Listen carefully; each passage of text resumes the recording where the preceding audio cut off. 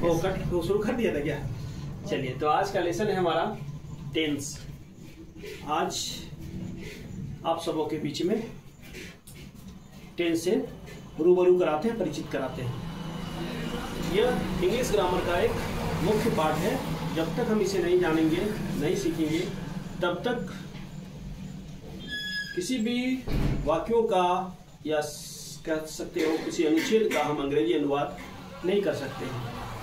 आइए सबसे पहले हम लोग आज जानते हैं कि टेंस है क्या। इसका एप्रोप्रिएट मीनिंग क्या होता है?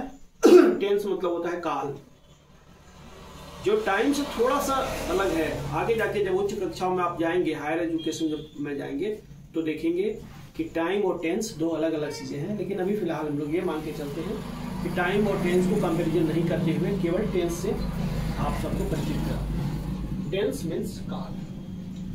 हम जानते हैं कि टेंस को 3 भागों में बांटा गया है। There are 3 types of tense in English grammar: present tense, past tense, future tense. Present tense को वर्तमान काल कहते हैं, पास्ट टेंस को भूतकाल कहते हैं और फ्यूचर टेंस को भविष्य काल कहते हैं। फिर प्रत्येक के 4 प्रकार होते हैं। इस तरह से कुल मिलाकर टेंस के 12 प्रकार हो जाते हैं, जिसे बारी बारी से हम लोग जानने का प्रयास करेंगे। क्योंकि प्रेजेंट टेंस का डे टू डे काफी यूज होता है, इसलिए इसे ठीक से समझना जरूरी है। तो सबसे पहले हम लोग प्रेजेंट टेंस के पहला भाग है, जिसे प्रेजेंट इंडेफिनिट टेंस कहते हैं, हम लोग इसे जानेंगे। कैसे हम पहचाने कि कोई हिंदी वाक्य प्रेजेंट इंडेफिनिट टेंस में है? तो पहचान के लिए हम लोग क्या करते हैं, कोई भी हिंदी वाक्य के अंत में यदि ता है, ते हो, ते हैं या ती रहे, तो उसे हम लोग प्रेजेंट इंडेफिनिट टेंस कहते हैं। जैसे वह जाता है, तुम खाते हो, वह दौड़ता है, मनोज किताब पढ़ता है, तुम स्कूल जाते हो। ये सारे सेंटेंस जो हैं वह इंडेफिनिट टेंस के अंतर्गत आते हैं। अब जब हम पहचान लिए कि ये सेंटेंस इंडेफिनिट टेंस का है, तो फिर उसका इंग्लिश रूपांतरण कैसे होगा, अनुवाद कैसे होगा? तो कहा जाता है कि सबसे पहले हम क्या करेंगे, अंग्रेजी अनुवाद करते समय जिस नियम का फॉलो करते हैं उस नियम को कहते हैं SVO, सब्जेक्ट वर्ब ऑब्जेक्ट। तो उसके तहत सबसे पहले हम लोग सब्जेक्ट को लेते हैं, जिसे कर्ता कहते हैं, काम को करने वाला। फिर मेन वर्ब को लेते हैं, जिसे मुख्य क्रिया कहा जाता है, और अंत में ऑब्जेक्ट को लिखते हैं।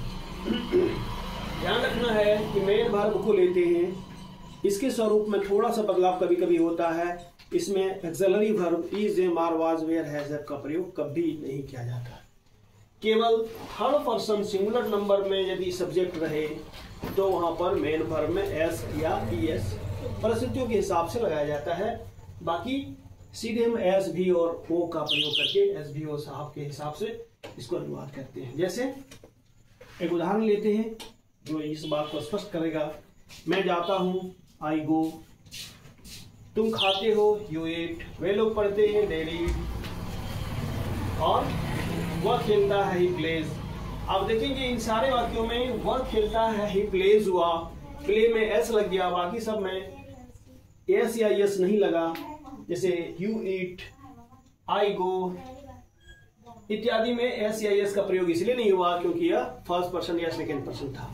केवल थर्ड पर्सन सिंगुलर नंबर रहने पर मेन वर्ब में एस या ईएस लगता है। जैसे ही प्लेज, आमिर रन्स इत्यादि।